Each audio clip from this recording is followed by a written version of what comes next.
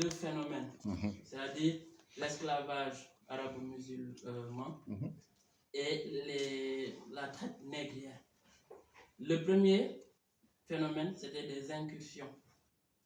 Les esclaves étaient obtenus à la suite des batailles entre le monde musulman qui venait en Afrique, déjà en Afrique du Nord, et à la suite des victoires, il y avait un traité de Bath où les peuples berbères de l'Afrique du Nord s'engageaient à transférer des esclaves qui vont aller traverser les côtes, la mer du Nord pour aller en Arabie. Le phénomène s'est progressé vers les côtes tanzaniennes en Afrique orientale. Le même phénomène des batailles et les vaincus étaient mis en esclavage. Du 7e siècle au, disons, fin 20e, ça existe même toujours en Mauritanie en réalité. Même le phénomène un peu, le terme exact, c'est captif de guerre. Captif de C'est ça, guerre. hein, c'est ça. Voilà. Ça, c'est le premier phénomène. C'est ça. Mais ce qui est fondamental, à mon avis, en tout cas, de ce phénomène, c'est que même s'il a existé pendant 13 siècles, l'Afrique a gardé ses spécificités, son identité, sa culture et les productions économiques continuées. Il y a eu des empires qui sont relayés, il y a eu l'empire du Mali, du Ghana. On a on a exploité, valorisé nos minerais. Kankan Moussa, s'il est riche, ça veut dire qu'il y a une activité économique. Oui. Alors que le second phénomène, il est inexplicable dans la mesure où, pour la première fois dans l'humanité, des peuples ont décidé d'aller faire des razzias. C'est-à-dire que les Africains ont été rasiés. Il y a eu des incursions très violentes. Les Africains, moi je refuse de croire que ce sont des souverains africains qui ont vendu leur population. À mon avis, ça ne s'est pas produit comme ça. Et ce qui a expliqué, pour terminer très rapidement, c'est qu'on ne peut pas étudier ces questions sans prendre en compte le système de production dominant, c'est-à-dire le capitalisme. Et enfin peut-être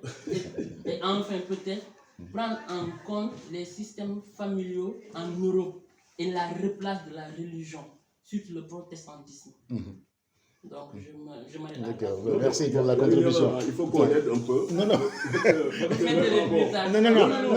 Non, vraiment. Vraiment, attends. Les razzias, déjà le mot razzia, c'est vraiment, ça vient de l'arabe.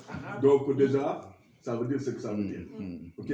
Avant l'esclavage transatlantique, les razzias, quand on en parle, c'était des incursions donc du monde arabe vers les populations noires et en vue de les amener vers d'autres continents.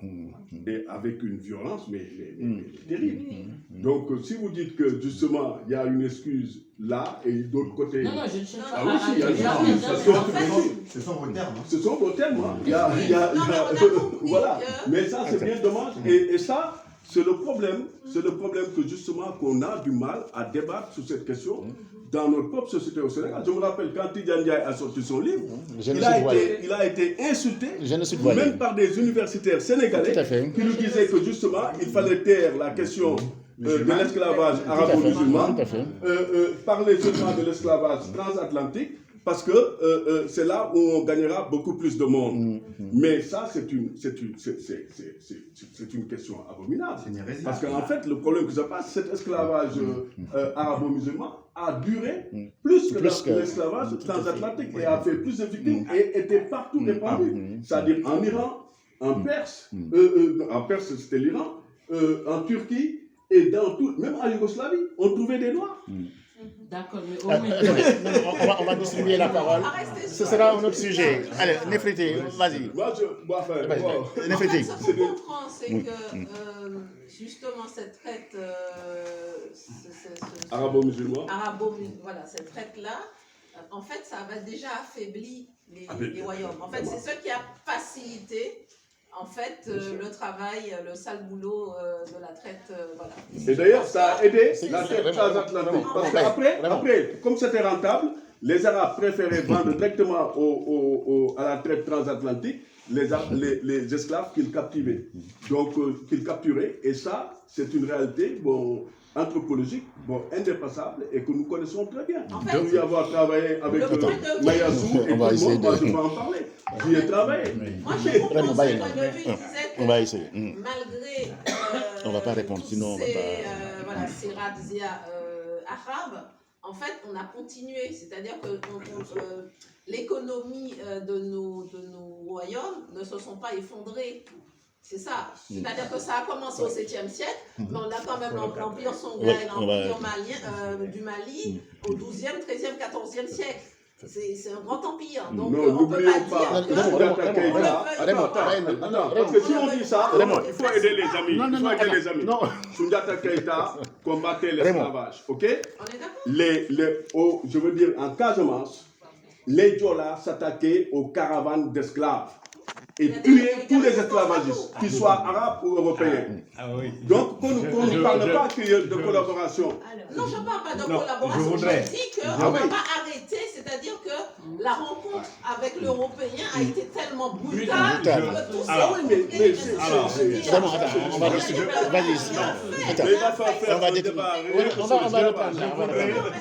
On reprendra ça. Je voudrais qu'on ressente. C'est ça. Le sujet n'est pas sur l'esclavage. Non. Voilà. Donc, le propos, c'est justement dans les rapports nord-sud, sur quoi justement les phénomènes coloniaux et l'esclavage en est un. Tout à fait. Oui, bien sûr. Il y a la colonisation, il y a plein de choses. Vraiment, c'est pas le sujet central. Effectivement, c'est un débat à part vraiment, qui est passionnant. Et qui peut faire l'objet de conférences. Tout à fait. Bien documenté. Voilà. Mais vraiment, c'est un exemple, c'est un des phénomènes coloniaux. Voilà. Il faut l'aborder. Il y a un certain nombre de... Voilà. Donc, vraiment, il faut qu'on se centre vraiment... Voilà, c'est ça. Mais je crois que l'un n'empêche pas l'autre. Ça permet de voir d'où viennent les choses et quel a été le point marquant de l'histoire. Tout à fait. C'est pour ça que quand il dit...